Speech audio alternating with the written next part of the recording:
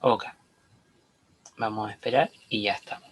Bueno, este desafío que Gloria nos propuso pensar cuando yo recibí su invitación muy gentil, como es Gloria, yo me puse a pensar y dije, bueno, ¿existirán realmente el día de hoy tendencias para hablar en educación?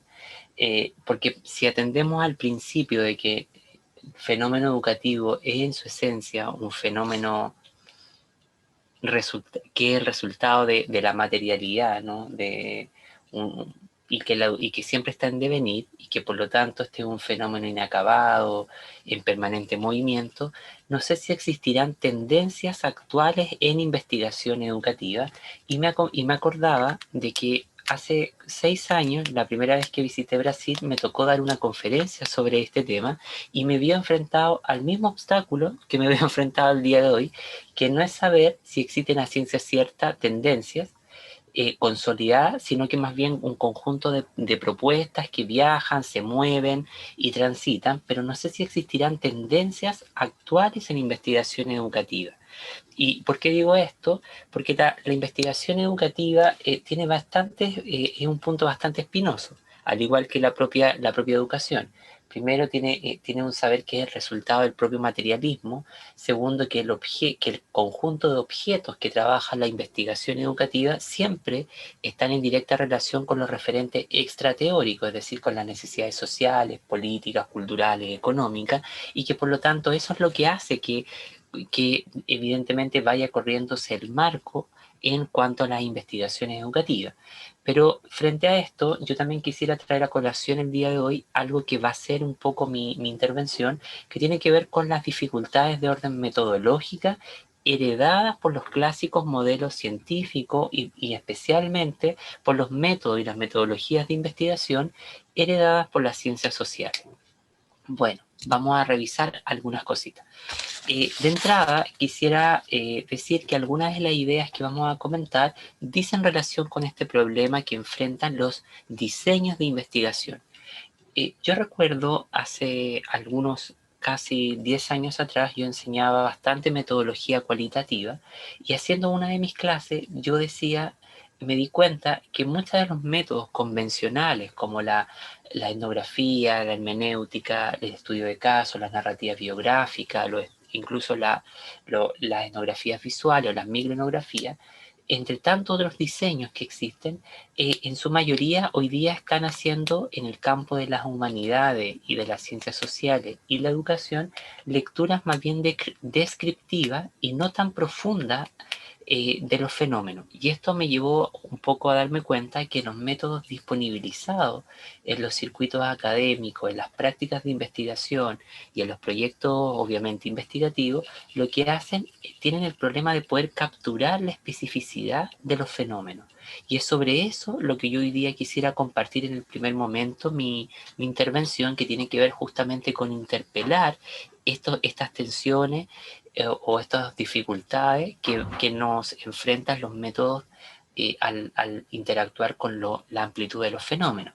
Yo comparto esto que el profesor nos señalaba de los transfenómenos, porque efectivamente la educación tiene, ¿no?, un carácter extradisciplinar, ¿no? La educación no es ni una disciplina ni una interdisciplina desde mi posición teórica, sino más bien es una tiene un carácter de convergencia de múltiples heurísticas, y eso es lo que hace que en un minuto tenga un carácter extradisciplinario, es decir, que conecte fenómenos, campos, proyectos de conocimiento que parecen alejados, que jamás dialogarían y conectan en puntos específicos. Bueno, vamos viendo. Una de las cosas importantísimas que podemos mirar es que la magnitud de los fenómenos con los que hoy día interactuamos en materia de educación y sus campos específicos es que muchos de los objetos que llegan a la educación o que la educación empieza a dialogar son objetos que ya no pueden ser eh, ni definidos ni determinados en los paradigmas de ninguna de las disciplinas que históricamente han ensamblado su función. Y digo esto porque la tendencia en educación, y esto se ve muy claramente en política pública, es darnos cuenta de que la educación trabaja por lo que mi equival denomina como modas. ¿Qué quiere decir esto? Es decir, ideas que emergen con gran fuerza, pero que se diluyen muy rápidamente. Es decir, no nos ayudan a pensar analíticamente temas contingentes, como son los de la educación y de orden materialista. Y en este punto, por ejemplo, sería interesante darnos cuenta que muchos de los fenómenos educativos avanzan, pero no se resuelven. Y los temas coyunturales, por ejemplo, que constituyen los nuevos críticos de la ciencia educativa, no tienen respuesta. Y una de ellas, por ejemplo, que es un fenómeno puente, que es compartido y disputado entre la pedagogía y la psicología, es el aprendizaje. Sobre lo que menos hoy día sabemos los profesores es sobre aprendizaje, ¿no? Lo que otro desarrollo también que tiene que una disciplina bastante, un campo joven dentro de la educación es la evaluación, y así otras tendencias de carácter mucho más emergente. Por eso yo prefiero pensar la educación que trabaja sobre problemas de carácter flexible más que a lo mejor sobre territorios disciplinarios como lo haría una epistemología más normativa, ¿no? Y esto nos lleva entonces a darnos cuenta que lo que ha sucedido en materia de las ciencias sociales es que ya los métodos, por ejemplo, disponibilizados, no son capaces de describir o capturar la complejidad, la profundidad e incluso el desorden o el caos que estructura la naturaleza de múltiples fenómenos. Es muy común a veces estar en congresos, en seminarios, donde se presentan avances de investigación y se dan respuestas muy superficiales a la profundidad de los fenómenos. Y por lo menos en mi campo, que yo me dedico a la educación inclusiva, es muy común describir muchas situaciones de exclusión, pero no explicar la orgánica, la mecánica o los elementos de configuración interna que tendría la exclusión, la opresión, la discriminación, ¿no? Entonces, esto en el campo de las ciencias sociales y naturales puede darse cuenta que ha tratado con mayor o menor eficacia distintos fenómenos del mundo, pero que esos fenómenos se texturizan, se explicitan de manera diferente.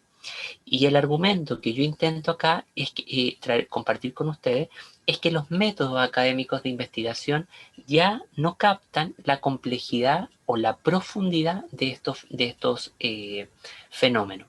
Entonces aquí habría que atender frente a los campos de trabajo o a los problemas, cuáles son esas texturas que se están perdiendo cuando hacemos investigación en educación inclusiva, en exclusión, en interseccionalidad, en feminismo, en subjetividad. Y solo algunos de los fenómenos pueden ser atrapados por alguno de estos, parcialmente por los modelos clásicos de las ciencias sociales. Pero también es importante partir del supuesto que el mundo también está en permanente movimiento y esto avanza con una velocidad mucho más rápida que lo que puede ir el pensamiento de la filosofía de la ciencia o de cada uno de los campos. ¿Sí? Por eso que algunas partes del mundo pueden ser atrapadas en etnografía, en historias de vida o en estadística, pero eso no lleva a asegurar la profundidad de los fenómenos investigados. Y lo que más hacemos es justamente contribuir a una descripción superficial de los fenómenos, pero no llegar justamente al centro crítico de estructuración de estos fenómenos. Todo esto nos va a llevar entonces a reconocer que tal vez necesitemos preguntarnos a través de cuáles son las hambrunas, los sabores, las molestias, los dolores de los cuerpos, ¿no es verdad?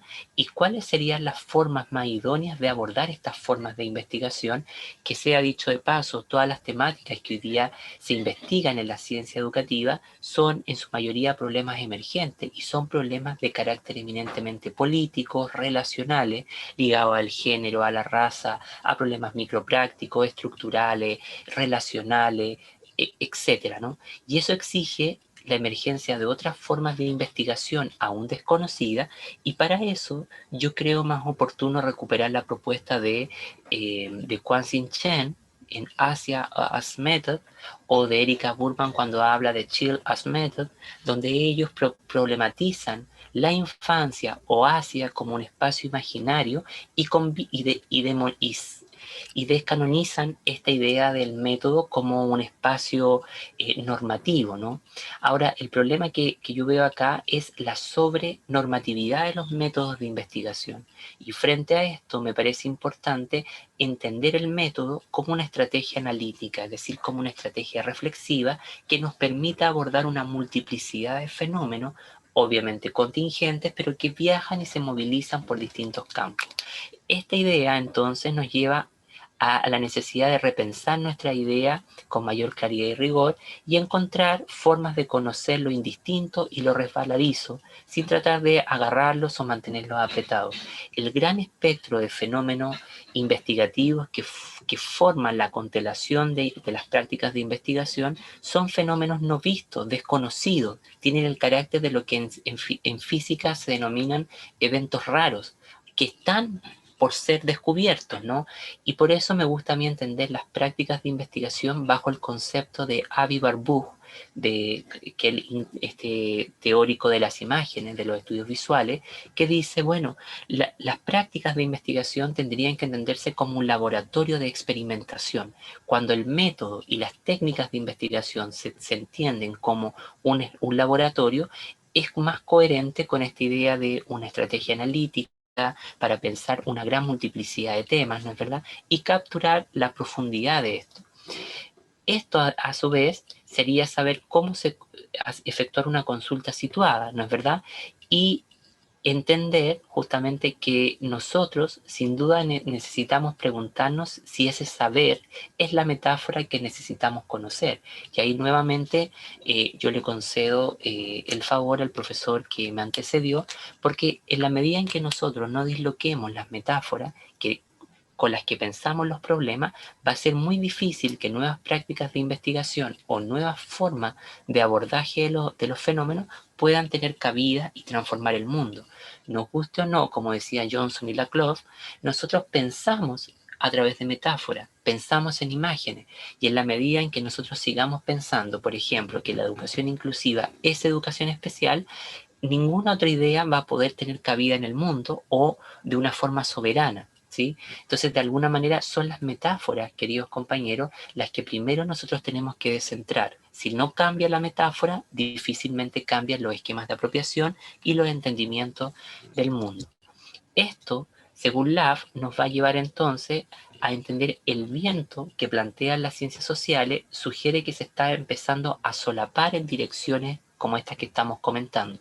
En las últimas décadas, los métodos para el análisis de materiales visuales, enfoques de rendimiento y comprensión de los métodos, ya sea a nivel de poética o narrativa intervencionista, se han vuelto tan importantes y han cruzado distintos campos del conocimiento. Pero cuando han arribado a las ciencias de la educación, han cruzado hacia la ciencia de la educación, mas no se han transformado. Y eso es importante porque en la ciencia educativa y en la pedagogía siempre trabajamos a través del aplicacionismo epistémico, es decir, de examinar fenómenos, prácticas, conceptos, cómo lo haría la filosofía, cómo lo haría la psicología. Y en suma, si ustedes me preguntasen, la investigación educativa no termina existiendo porque tampoco tiene un método consolidado. La investigación-acción no es un método consolidado, a diferencia de los niveles de formalización o la heurística que plantean otras formas metodológicas.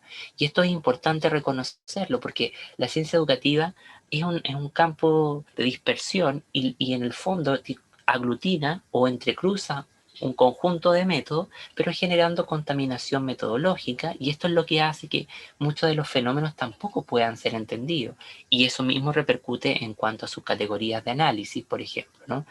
Entonces esto ayuda, por ejemplo, en el caso como la antropología, los estudios culturales o la sociología, han lidiado con otras formas de pensamiento y han ayudado a describir las subjetividades descentradas y la geografía de las complejidades. Yo creo que en este último punto es donde la investigación educativa debe decirnos mucho más de acuerdo a los grandes consensos inestables que hay en la academia y en las prácticas políticas derivados de la interseccionalidad, el feminismo, la inclusión, etcétera, ¿no? Bueno, en este marco entonces, muchos ahora piensan, por ejemplo, que la etnografía trabaja de manera diferente si se trata de comprender un mundo fluido y en red. La sensación de que el conocimiento está contextualizado y limitado se ha generalizado y, por ejemplo, las feministas han hablado de conocimiento situado, mientras que los antropólogos han explorado la escritura y la cultura de recepción de ciertos fenómenos. Esto, a pesar de que este enfoque esté pasando, es interesante también darse cuenta que al mismo tiempo, dentro de las ciencias humanas, sociales, al hablar de método todavía tiende a invocar un repertorio de respuestas relativamente limitadas.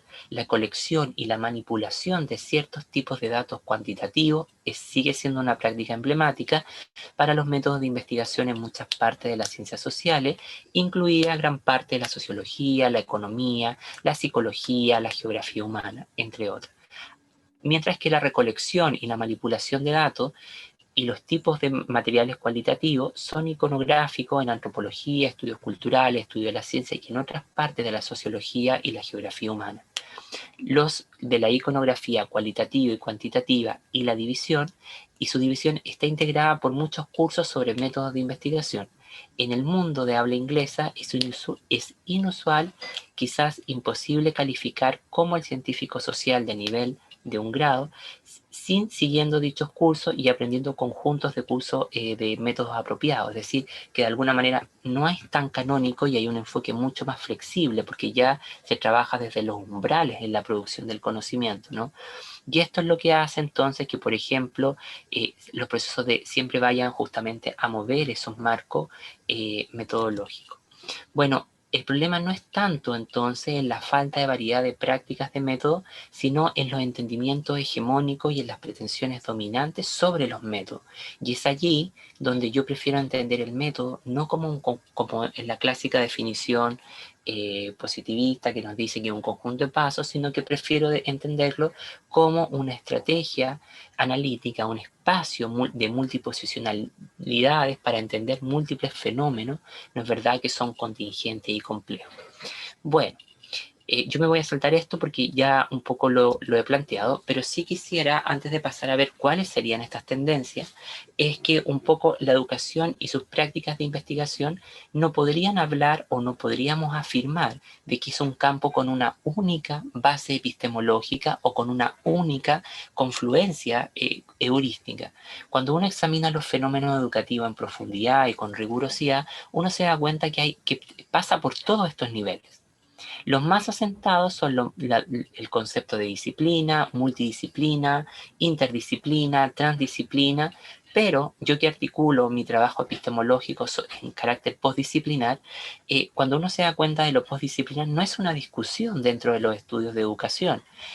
Siempre la educación está trabajando de manera disciplinar. Incluso este vicio uno lo ve en los formatos, por ejemplo, de diseños de investigaciones, de maestría o doctorado. El lenguaje de las disciplinas es delimitar un problema.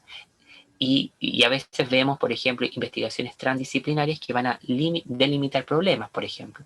El tema es que los lenguajes de lo cross-disciplinario, interdisciplinario y transdisciplinario lo que hacen es justamente trabajar por deslimitación, por fuera y más allá de estos factores.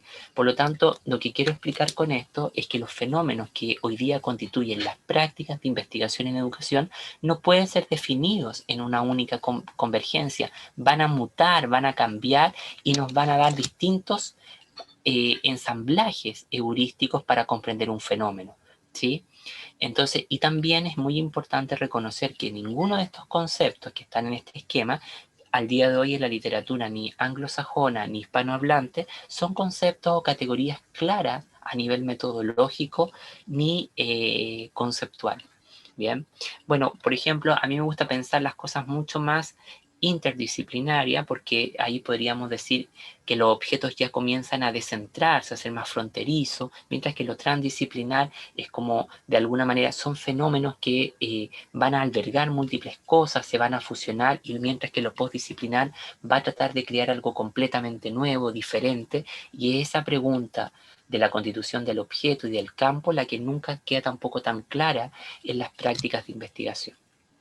Por eso yo prefiero entender la sección del método no como una técnica o una metodología particular, sino más bien como una estrategia epistemológica para abordar una amplia variedad de problemas educativos de carácter complejo. Y digo complejos no difíciles, sino como John Rashman diría, complejos, es decir, que está ensamblado por diversas cosas diametralmente diferentes, y eso es lo que hace su complejidad, la multiplicidad de elementos. Su heurística trabajará a partir de lo que Tudy Schmidt denomina hablar de vuelta, es decir, configurando un nuevo vocabulario y un sistema recognoscitivo dedicado a comprender una multiplicidad de problemáticas, que obviamente trabajan en la excedencia disciplinar. Y ahí yo nuevamente concuerdo con el profesor anterior que los problemas ya no están en lo conocido, sino que están en otros ámbitos de definición. Y eso es lo que hace que los enfoques sean plásticos, sean flexibles y generen umbrales y constelaciones permanentes. El trabajo entonces lo que aborda es justamente o pone en tensión la normatividad de los métodos y las posiciones hegemónicas de ciertas corrientes.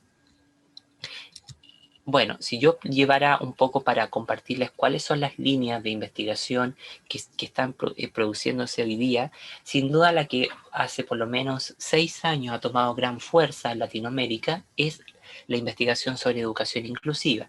Sin embargo, que yo me he dedicado todos los años que llevo ejerciendo como investigador, en general el campo de la educación inclusiva tiene dos fallos de constitución. Un primer fallo que es un fallo genealógico extremadamente evidente, que tiende a confundir o a travestizar lo inclusivo con lo especial, pero a su vez es incapaz de ofrecer un dictamen concreto para luchar contra la exclusión. Hoy día la investigación que más se hace sobre educación inclusiva es una práctica investigativa asociada a prácticas de inclusión liberal, a prácticas de inclusión a lo mismo que genera exclusión y sobre todo un examen, ¿no es verdad?, de incumplimiento de ciertos derechos. Pero este discurso ha sido incapaz de problematizarse a partir de la zona del no ser, es decir, cómo crear un conjunto de saberes, un repertorio de saberes instituidos que permitan liberar a las personas de las reales problemáticas que viven. Y esta idea del no ser, introducida por Fanon en ese clásico libro Piel Piel Negra, Máscaras Blancas, él nos dice con claridad que la zona del no ser es aquella zona multiposicional, interseccional, donde se producen múltiples desigualdades, pero en la práctica habla de la inclusión, se crean leyes, decretos, pero nada de eso libera y transforma la vida de las personas. Y a mí me parece que esa es la deuda que un poco tiene, la falta de una pragmática epistemológica de carácter neomaterialista y también micropolítica. Y yo veo también el otro punto de vista que es importante en este campo, es que hay un escaso abordaje a la singularidad. Todavía hay prácticas de objetualización, de cosificación y un enfoque muy categorial para entender esto. Lo interesante es que ninguna de las prácticas de investigación piensa el presente, un presente suspendido, un presente extraño, con signos desconocidos. Y si hablamos de inclusión, hablamos de presente, de transformación, de creación de otros mundos, de emergencia de otros modos de relacionamiento y subjetividades. Bueno, si yo tuviera que contarles desde mi campo de aplicación, ¿cuáles son entonces estos principales focos?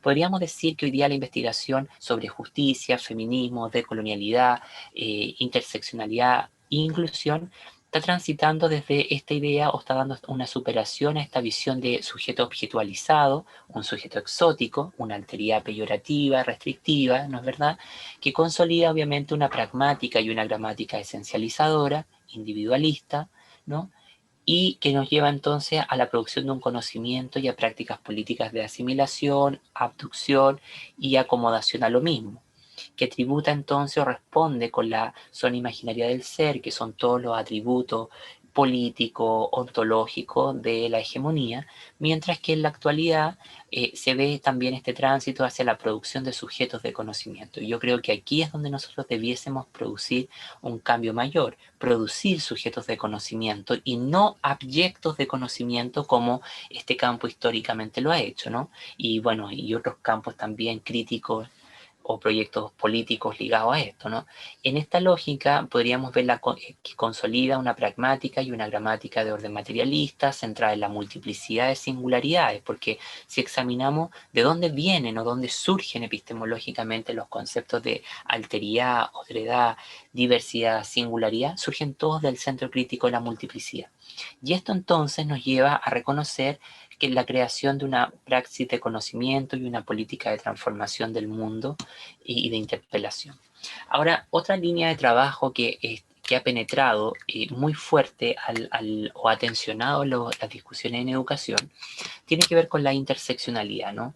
Y que la interseccionalidad no tiene un método claro y enfrenta el mismo problema de ausencia de método, tanto para comprender su objeto como investigar sus fenómenos, que es lo mismo pasa con la inclusión y la educación, pero a su vez, Gloria, estoy bien en el tiempo. Sí, adelante. Ah, ya, que estaba súper preocupado. Muchas gracias. Entonces, decía yo que va a pasar lo mismo con la inclusión, pero la ausencia de método no es mala porque abre marcos de creatividad. En esta línea podríamos decir entonces que la interseccionalidad va a ser entendida como un proyecto de conocimiento en resistencia y un contraespacio epistemológico que va a interpelar las relaciones estructurales y el tipo de representaciones culturales que afectan a distintos tipos de sujetos. Eso exige entonces una nueva política de reconocimiento. Pero este fenómeno eh, se demuestra entonces como una concepción más amplia y fina dedicada al estudio de las desigualdades sociales.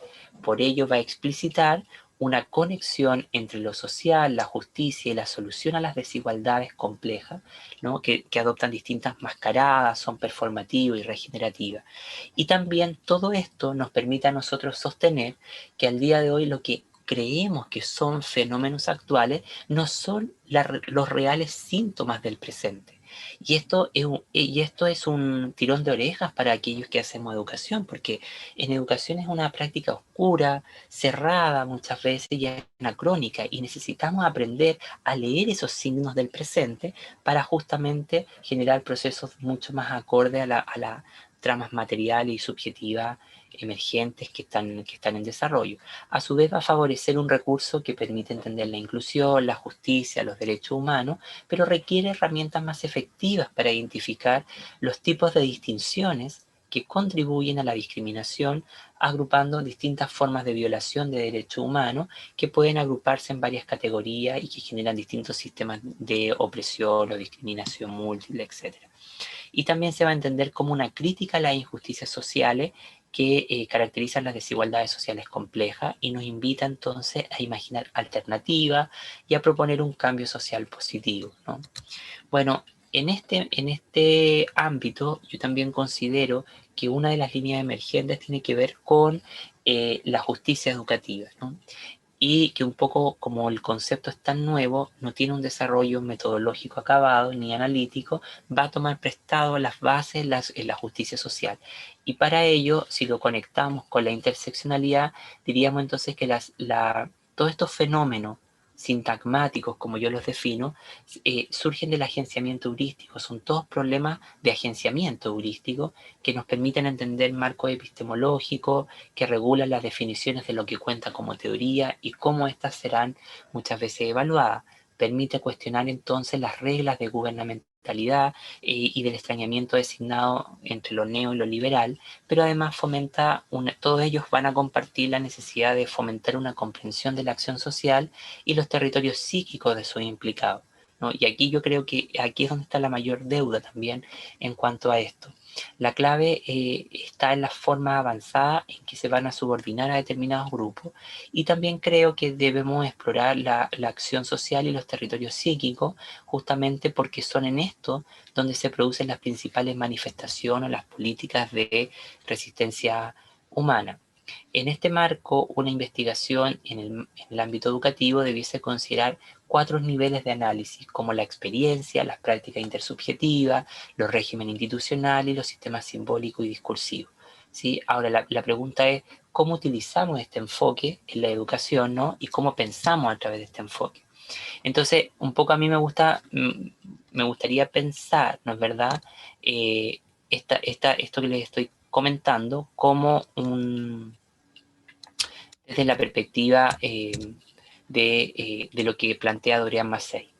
Y con esto voy a cerrar, ¿no? Una de las grandes preocupaciones hoy día ministeriales, de la formación de los profesores, de los posgrados y sobre todo de quienes hacemos investigación, tiene que ver con el estudio de las desigualdades. Hoy día hay una sensibilidad crítica que se ha instalado en todo el continente para denunciar, ¿no?, las formas opresivas de los gobiernos, las limitantes al desarrollo humano. Sin embargo, muchos de los argumentos hoy día están en una banalización y a su vez en una falta de argumentos analíticos para pensar la complejidad de estos fenómenos que han sido desconocidos y que, sea dicho de paso, constituyen un objetivo típico dentro de la acción investigativa. Dorian Massey fue una geógrafa que falleció en el año 2016, de origen británico, y ella crea o acuña un concepto que fue rector durante toda su vida y su obra, que se llama la geografía del poder y la geometría del poder. Y en esta geometría del poder ella analiza o parte de una premisa básica que puso en tensión a la filosofía y redefinió las formas de entender el espacio y el tiempo. Antes de ella se entendía el espacio y tiempo como separado. Massey dijo no, en la geografía y el espacio y el tiempo están copenetrados, están imbricados. Y para ella propone investigar las formas de espacialización de las desigualdades. Y entiende el espacio como algo vivido, algo que articula una analítica más comprensiva acerca de la mecánica de cada una de las expresiones del poder. En la medida en que nosotros no examinemos la mecánica de estos factores, va a ser muy difícil que podamos justamente atender a las formas de espacialización de las desigualdades.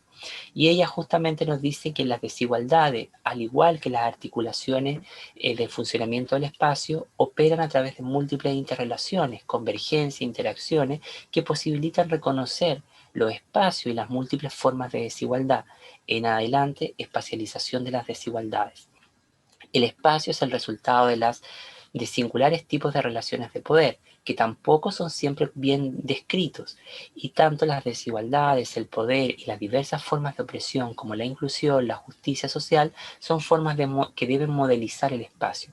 Al concebir que las desigualdades son formas de modelización del espacio, entonces es posible afirmar que este es el resultado de complejas relaciones de poder, pero que el poder nunca parece predeterminado. Bueno, ¿hacia dónde entonces avanzaría esto? Han avanzado hacia la consolidación de proyectos educativos en clave antirracista, sobre todo para destruir las institucionalidades de esto, el tema de la justicia social y educativa, la regeneración o la sobrepresencia de los estudios educativos en clave postestructural, feminista, la deconstrucción de las grandes narrativas de la psicología del desarrollo para definir a los sujetos. También entra a jugar acá todo lo que tiene que ver con los nuevos estudios de discapacidad, los nuevos estudios de mujer. En el fondo, ninguno de estos fenómenos pertenece con exactitud a la educación. Trabajan una excedencia disciplinaria que se llama extradisciplinariedad. Conecta temas y agentes y acciones completamente diferentes y de naturalezas que pareciera que nunca dialogan y pareciera que son temas restrictivos, son temas permanentes en la investigación educativa, el hacer investigación sobre la desigualdad, sobre la crítica al poder, ¿no es verdad? Y esto también ayudaría entonces a forjar lo que yo veo es que es necesario recuperar la imaginación política y epistémica, ¿no? Y también es necesario formar a los investigadores con mayor rigurosidad sobre estos temas emergentes. ¿Sí? Bueno, eso sería mi presentación, espero haberme explicado bien y nuevamente agradezco el espacio, muchas gracias Gloria y a la universidad por esta invitación.